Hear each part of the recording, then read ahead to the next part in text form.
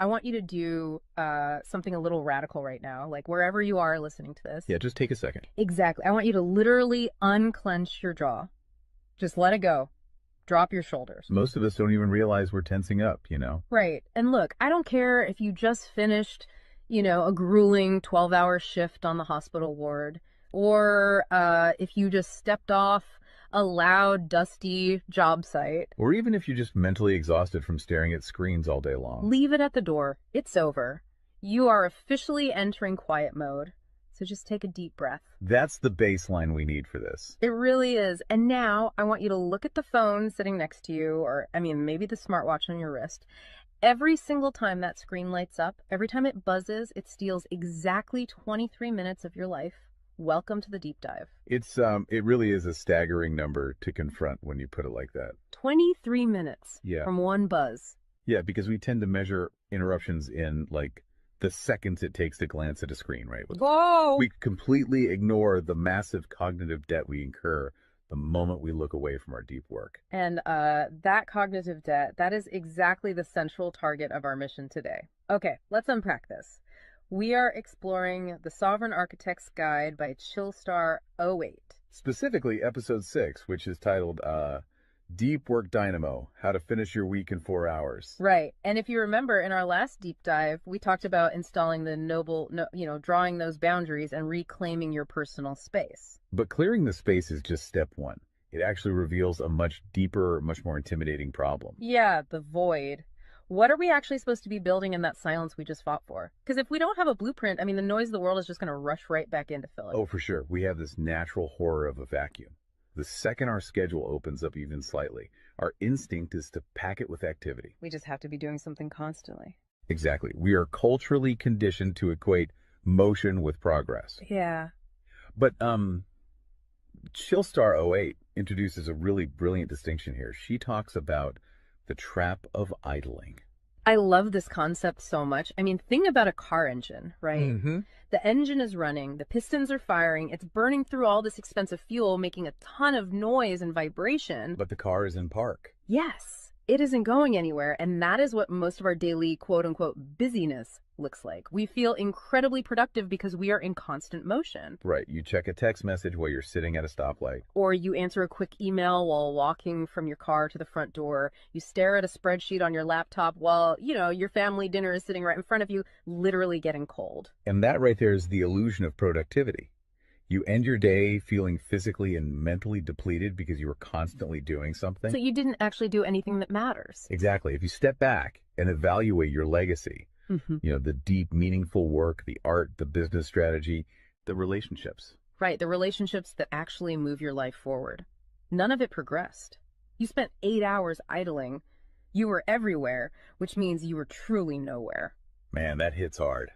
And this brings us back to that terrifying 23-minute statistic from the research she cites. I don't want to just gloss over this. No, we definitely shouldn't. Because understanding the mechanism behind it is crucial. Why does a 5-second distraction cost us almost half an hour? It basically comes down to how our prefrontal cortex manages working memory. Your brain is not a computer processor that can just run multiple applications in parallel. Right. We can't actually multitask. Exactly. When you are doing deep work, say writing a complex proposal, your brain loads this massive fragile web of context into your working memory. Like holding all the pieces of a puzzle in your hands at once. Yes. You are holding multiple variables, ideas, tones all at once. So when your phone buzzes and you glance at a text from your partner asking about groceries, your brain is forced to execute a context switch. So it has to dump all the proposal data just to load the grocery data. It literally flushes the working memory buffer, yeah. It has to process the new rules and the emotions associated with that text message. Wow. And then when you turn back to the proposal, you cannot just pick up where you left off. Your brain has to laboriously rebuild that entire web of context from scratch. Oh, I hate that feeling. Were you just staring at the screen like, what was I even saying? Right. It has to retrieve the thread of your argument. Remember the tone you were using, recall the variables. That rebuilding process takes an average of 23 minutes of cognitive effort. And it burns a ton of energy doing that, right? Massive amounts of glucose. That explains so much. I mean, that is why people hit 5 p.m. and feel physically exhausted, almost sick to their stomachs. Even if they've just been sitting in a really nice ergonomic chair all day. Exactly. They haven't been doing deep work. They've been doing cognitive gymnastics, just constantly flushing and reloading their working memory.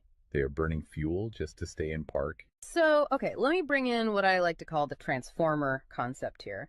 Because our focus is like an electrical grid. If you have, 50 browser tabs open, you are leaking energy as raw, unusable heat rather than concentrated light. That's a great way to look at it. So if we are all acting like our focus is this cheap renewable resource, how do we stop being what Chillstar '08 calls a subject to the pings of the world? I mean, how do we actually become the architect of our attention? Well, what's fascinating here is how she frames the philosophical shift we need. She says utility does not equal value.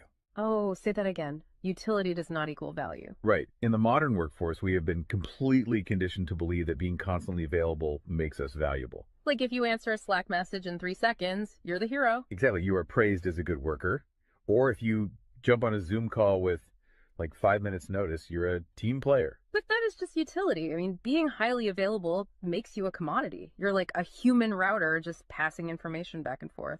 And routers are easily replaced. True sovereignty, true value comes from being impactful. You simply cannot make a deep, lasting impact if your attention is constantly fractured by the agendas of other people. Yeah, when you operate like that human router, you are spending your finite, precious Mondays executing someone else's script. You're a subject to the pings of the world.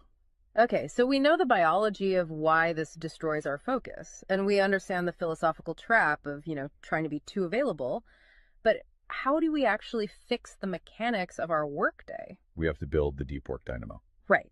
So think of your attention like water pressure. If you poke 50 tiny holes in a garden hose, open browser tabs, email notifications, group chats. The water just trickles at the end. Exactly. You cannot wash a car with a trickle. You're just making the driveway wet. That's true. So the Dynamo Audit she lays out, it's about putting a high pressure nozzle on that hose. It narrows the opening to create a stream powerful enough to actually blast through the dirt. And the first step in that audit is auditing the physical environment itself.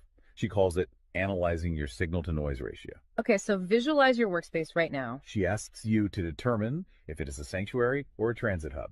Let's be honest. Most of us are operating in transit hubs. A transit hub is a place of constant arrival and departure. People walking by, announcements over the loudspeaker, just a blur of motion. Yeah, and you can't build a legacy in a train station. But we need to push past the basic phones are distracting advice, right? Because our listeners already know that. Oh, absolutely. Chillstar '08's rule is much more brutal than that. She says if the phone is even sitting on your desk, even face down, it is acting as a parasite on your cognitive grid. A parasite, just by being in the room. The research supports this entirely, by the way. The mere presence of a smartphone in your visual field, even if it is completely powered off, measurably reduces your cognitive capacity. Because your brain is having to actively expend energy to ignore it, right? Exactly. It is running a background process that just keeps saying, don't check the phone, don't check the phone. That is energy being actively stolen from your primary task. So sovereignty literally begins the moment you physically remove the device from the room, put it in a drawer down the hall. Close the door. Make the physical environment quiet. But okay, let's say you've done that. That doesn't stop your own brain from creating internal noise, right? Like trying to juggle 5 projects at once. How do we fix the internal wiring? That brings us to the second pillar of the audit, which is the batch wiring rule. This directly addresses the danger of switching fatigue, which we touched on with that 23-minute penalty. Right, the cognitive glucose burn. Yeah. When we attempt to multitask, like writing a creative brief, then pausing to check inventory levels, then answering 3 customer service emails. And then trying to go back to the brief. Right. We are grinding our mental gears to dust. We are switching between entirely different cognitive states. Because creative writing uses a completely different part of the brain than calculating inventory, obviously. They require entirely different operating frequencies.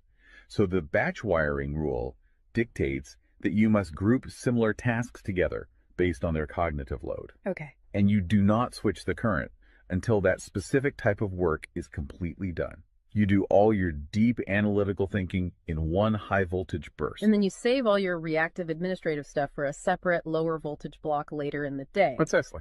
It's all about staying in one gear. Like if you are driving up a really steep hill, you don't constantly shift between first gear and fifth gear. You lock into the gear that provides the right torque and you just ride it out. That's a perfect analogy. But okay, here's where it gets really interesting. This leads to the third pillar of the audit, and this is where I actually need to seriously push back on the source material a bit. She calls this the zero access window. Ah, yes. This is usually where the resistance starts for people. Because it sounds impossible for a normal person. She says you cannot just plan to be focused, right? You have to legally schedule it. You have to lock in one sovereign hour. Yeah, 1 hour where you are legally dead to the outside world. No boss, no family, no, hey, do you have a second for a quick question? Just you and the blueprint. It's extreme, yes. But let's do a reality check here. I mean, I see how that works for a solo digital entrepreneur or a freelance writer. But what about someone whose literal job description is to be available? Right, like an IT support specialist. Or a floor manager, or a nurse on a ward, or even, a parent at home with a toddler. How do they justify just vanishing? It feels like this advice only applies to a very specific, privileged type of worker. That is the most common and, frankly, the most valid hurdle to this entire system. But we really have to look at how the principle scales, and we have to look at the internal psychology of the worker. Okay, walk me through that. First, let's address the context of Chillstar '08's own life. She is not some solitary monk living on a mountain. She is a wife, a mother, and a grandmother. Oh, wow. Okay. Yeah, and she runs a luxury travel agency and a digital marketing business. Her entire professional and personal life is built around communication and client management. She probably receives hundreds of legitimate demands on her attention every single day. So she is really in the thick of it. She isn't just speaking from some ivory tower. Far from it. She implements the zero access window because of those demands, not in spite of them. Now, for the IT manager or the nurse, obviously, you cannot vanish while on active duty if your role is acute response. Right. You can't ignore a burning server or a patient monitor. Exactly. But the principle applies to the deep work surrounding the active duty, the scheduling, the charting, the strategic planning. Even in highly reactive jobs, there is legacy work that gets pushed to the margins. That makes sense. And the challenge isn't just logistical, it is deeply psychological. It's the internal guilt, isn't it? Yes, exactly. People feel like bad employees or bad parents or bad partners when they set a hard boundary. Yeah. We tie our entire self-worth to our responsiveness. We think, if I am not instantly available, I am failing them. Man, that is so true. We feel guilty for taking an hour to ourselves. But setting a zero access window is not about neglecting your family or your team. It is about condensing your high level work into massive, high impact bursts of energy so that you can actually be present later. Wow. Okay. Consider the alternative. If you don't carve out that absolute focus, you end up giving your family or your team partial fractured attention for 12 hours straight. Exactly. You are physically at the dinner table, but mentally you are drafting an email. Or you are sitting on the floor playing with your kid, but you're checking a Slack notification over their shoulder. You are trading constant low quality availability for scheduled high quality presence. It is entirely about communicating boundaries to protect the quality of the time you do give people. You tell your team, look, I am going offline for 60 minutes to finish this crucial report. If the servers literally catch fire, call this specific emergency number. Otherwise, I will address all questions at 11:00 a.m. Right. You aren't vanishing to hide. You are vanishing to get the work done efficiently so you can actually live your life. Which brings us to the ultimate why behind this entire system. Because once you fight through that guilt, once you build this 4-hour fortress, you have to know what it is all for. It's not just about becoming a hyper-efficient robot. No, because if you use these tools just to do more of your boss's busy work or to take on 3 more stressful projects, you have entirely missed the point. You are just speeding up the treadmill. If we connect this to the bigger picture, the destination we are driving toward is a concept she calls passive magnetism. Okay, break down passive magnetism for us, because it sounds a bit abstract. Think of it as the gravity your work generates when it is undeniably good. Most people operate with active desperation. They're loudly networking, constantly posting, aggressively chasing clients or promotions. Just relying on sheer volume to get noticed. Right. Passive magnetism is the exact opposite. It is the ability to attract results, clients, wealth, legacy, or respect through the undeniable quality of your deep work. Because you actually took the time to build something substantial rather than just talking about building it. Yes, when you engage the deep work dynamo, you produce work so concentrated and so valuable that it acts as a magnet. You don't have to chase the market comes to you. And the ultimate prize of achieving that passive magnetism isn't just more work. The prize is time. Time is the ultimate currency. The dream of the sovereign architect is to finish an entire week's worth of business output in just 4 hours. You do this high voltage work often while the rest of the world is literally still hitting the snooze button. You free up the remaining hours so you can go be a traveler, so you can be a creative. So you can be a fully engaged grandparent like Chillstar 08. Exactly. She frames it beautifully in the source text. She says, we wire for silent so we can live in volume. Oh, I love that. We embrace the discipline of the quiet fortress so that our actual lives can be loud, vibrant, and fully experienced. We are finally taking control of the dial. But, making that shift from a frantic, reactive employee to a calm, sovereign creator requires a massive shift in identity. You have to tune your mind before you sit down to do the work. It is really difficult to just sit down at a desk and instantly command your brain to perform deep work, right? Especially if you've spent the last hour navigating traffic and listening to the news. You need a transition ritual to cross that threshold. And Chillstar 08 provides something for this transition called the Chillstar's Creed. It is designed to be a grounding frequency. It really centers you. Yeah, so I want you, the listener, to use this. I want you to imagine a slow, steady heartbeat in the background. Just a deep, resonant 528 hertz frequency. Just let the frequency of these words settle into your mind before you initiate your deep work. Ready? Take it in. I am grounded in peace. I am reaching for my stars. My light is my own. I am a star and I will shine bright. I will reach for the sky. I release what was. I embrace what is becoming. Using a creed like that is just such a powerful behavioral trigger. It really shifts your state. When you speak those words, even just internally, you are consciously reminding yourself that your light, your focus, your energy is your own. It does not belong to your inbox. This does not belong to the algorithm. Right. You are releasing the frantic energy of the morning and embracing the sovereign focus of the architect. So we always want to translate this high-level theory into ground-level reality for you. We don't want you to just listen to this and go right back to idling. Definitely not. Here's your 1% install. This is your micro-win to take action on this deep dive immediately. Tomorrow morning, before the world starts demanding your attention, before you check a single news site or open your email, I want you to set a timer for exactly 60 minutes. Put your phone in another room entirely. Yes, physical distance. Do not open any extra browser tabs. Pick one legacy task, just one, and flip the switch on your very first sovereign hour. And be prepared for it to feel incredibly uncomfortable at first.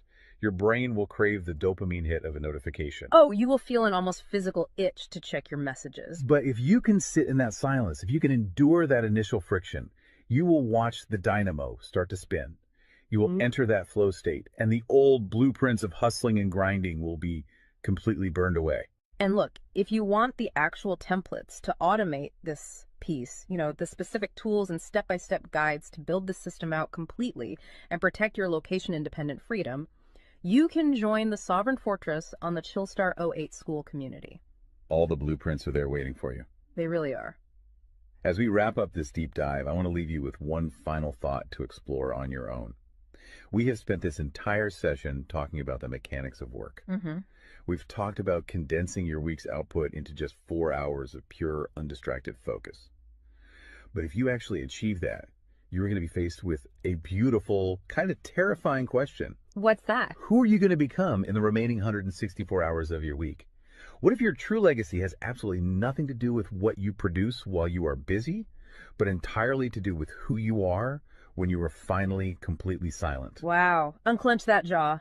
Drop those shoulders. Step into the quiet. Go be great and flip the switch. We'll see you on the next deep dive.